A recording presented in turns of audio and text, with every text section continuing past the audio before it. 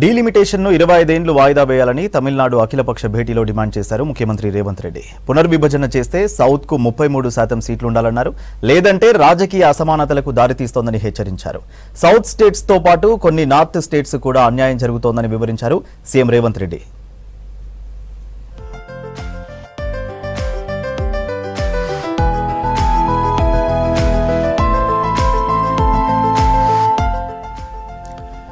నియోజకవర్గాల పునర్విభజనపై అందరినీ ఏకతాటిపైకి తెచ్చిన తమిళనాడు ముఖ్యమంత్రి స్టాలిన్ కు ప్రత్యేక అభినందనలు తెలిపారు.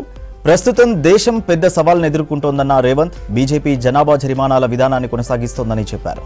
1971లో జనాభాను నియంత్రించాలని దేశం నిర్ణయం తీసుకున్నప్పటి నుంచి దక్షిణాది రాష్ట్రాలు దాన్ని అమలు చేస్తే ఉత్తరాదిలోని పెద్ద రాష్ట్రాలు జనాభా నియంత్రణలో విఫలమయ్యాయన్నారు.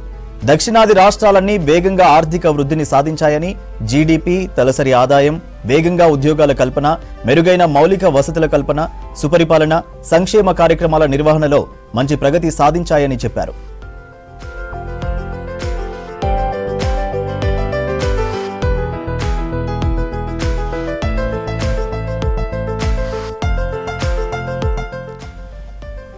దేశ ఖజానాకు దక్షిణాది స్టేట్స్ పెద్ద మొత్తంలో నిధులు ఇస్తూ తక్కువ మొత్తాన్ని పొందుతున్నాయని చెప్పారు. తమిళనాడు పన్నుల రూపంలో కేంద్రానికి రూపాయి చెల్లిస్తే 29 పైసలు వెనక్కి వస్తున్నాయన్నారు. ఉత్తరప్రదేశ్కు రూపాయికి ₹2.73 వెనక్కి వెళ్తున్నాయన్నారు. బీహార్ రూపాయి చెల్లిస్తే ₹9.22 వెనక్కి తీసుకుంటుంటే కర్ణాటకకు కేవలం 14 పైసలు, తెలంగాణకు 41 పైసలు, కేరళకు 62 పైసలు మాత్రమే వెనక్కి వస్తున్నాయని చెప్పారు. మధ్యప్రదేశ్ రూపాయి పన్ను రూపంలో కేంద్రానికి ఇస్తే వెనక్కి ₹2.79 వెళ్తున్నాయన్నారు రేవంత్.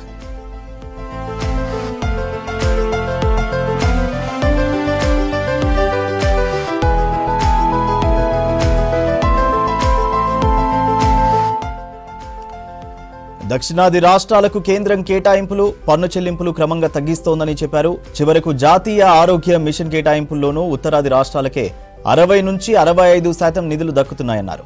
మనది ఒకే దేశం, మనం దానిని గౌరవిస్తాం, కానీ ఈ పునర్విభజనను మనం అంగీకరించొద్దన్నారు రేవంత్. దక్షిణాది రాష్ట్రాల రాజకీయ కుదింపు, మంచి ప్రగతి సాధిస్తున్న రాష్ట్రాలను ఈ ప్రక్రియ శిక్ష లాంటిదన్నారు.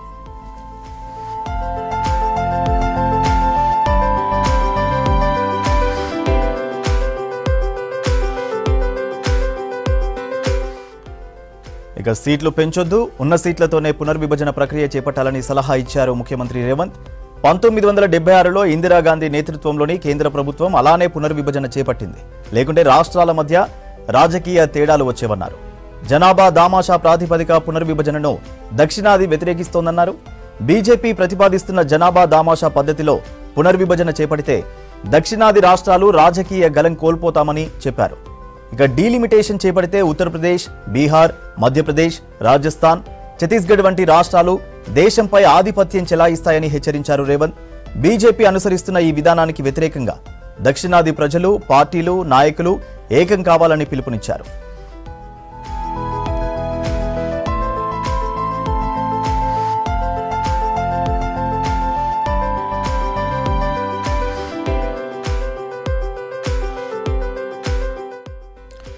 ప్రోరేటా విధానం కూడా దక్షిణాదికి నష్టమే కలిగిస్తుందన్నారు సీఎం. ప్రోరేటా ప్రక్రియ కూడా రాజకీయ అంతరాలను పెంచుతుందన్నారు. ప్రోరేటా విధానాన్ని పాటిస్తే సీట్ల మధ్య తేడా కేంద్ర ప్రభుత్వ ఏర్పాటును నిర్ణయిస్తుందన్నారు. ఒక్క సీటుతో కేంద్ర ప్రభుత్వం పడిపోయిన చరిత్ర మన దేశంలో ఉంది. కాబట్టి ప్రోరేటా విధానం కూడా దక్షిణాది రాజకీయ ప్రయోజనాలకు భంగం కలిగిస్తుందన్నారు రేవంత్.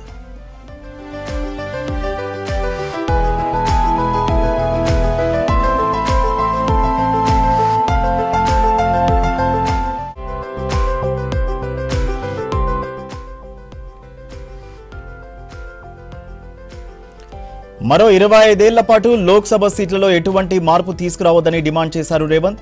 సీట్ల సంఖ్యలో మార్పు లేకుండా పునర్విభజన ప్రక్రియ చేపట్టాలని చెప్పారు. పునర్విభజనకు రాష్ట్రాన్ని యూనిట్గా తీసుకుని చేయాలన్నారు. రాష్ట్రాల్లోని జనాభా ఆధారంగా పునర్విభజన చేపట్టాలన్నారు. రాష్ట్రాల్లోని నగరాలు, గ్రామాల్లోని జనాభా ఆధారంగా లోక్సభ సీట్ల హద్దులను మార్పు చేయాలని చెప్పారు. ప్రతి రాష్ట్రంలో మహిళలకు 33% రిజర్వేషన్లు కల్పించాలని డిమాండ్ చేశారు.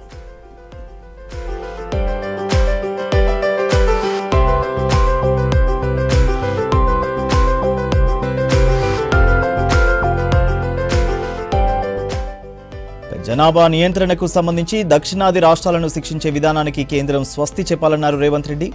లోక్సభ నియోజకవర్గాలకు సంబంధించి దేశంలోని ఇతర రాష్ట్రాలతో సంబంధం లేకుండా చిన్న రాష్ట్రాలు, ఈశాన్య రాష్ట్రాలు, కేంద్ర పాలిత ప్రాంతాల్లో సీట్లను ఏర్పాటు చేసినట్లే దక్షిణాదికి అవకాశం ఇవ్వాలన్నారు రేవంత్. ఎట్టి పరిస్థితుల్లోనూ సీట్ల పునర్విభజన చేయాలనుకుంటే 543 సీట్లు ఉన్న లోక్సభలో ప్రస్తుతం దక్షిణాది రాష్ట్రాల సీట్ల సంఖ్య 130. ఇది మొత్తం సీట్లలో 24%. పునర్విభజన తర్వాత ఏర్పడే నూతన లోక్సభలో తమకు 33% సీట్లు ఇవ్వాలనేది దక్షిణాది రాష్ట్రాలుగా డిమాండ్ చేస్తున్నామన్నారు.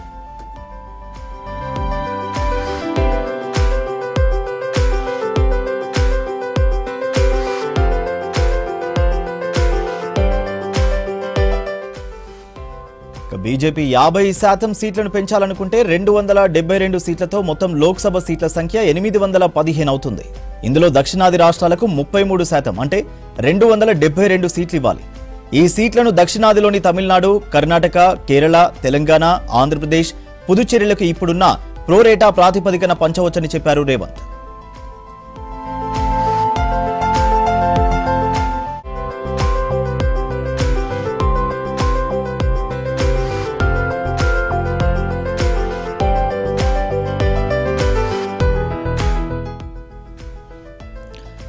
పునర్విభజన ప్రక్రియపై మా రాష్ట్ర శాసనసభలో త్వరలోనే తీర్మానం ఆమోదిస్తామన్నారు రేవంత్. పునర్విభజన ప్రక్రియపై తర్వాత సమావేశాన్ని హైదరాబాద్లో నిర్వహిస్తామని చెప్పారు.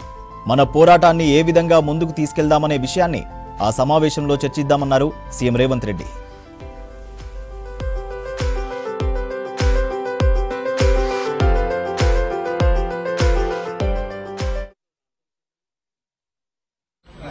Stalin is one of the good movement for South Indians.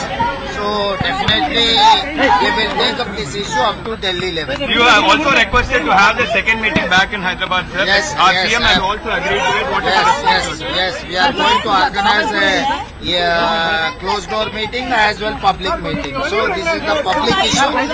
We wanted to create an awareness in the public.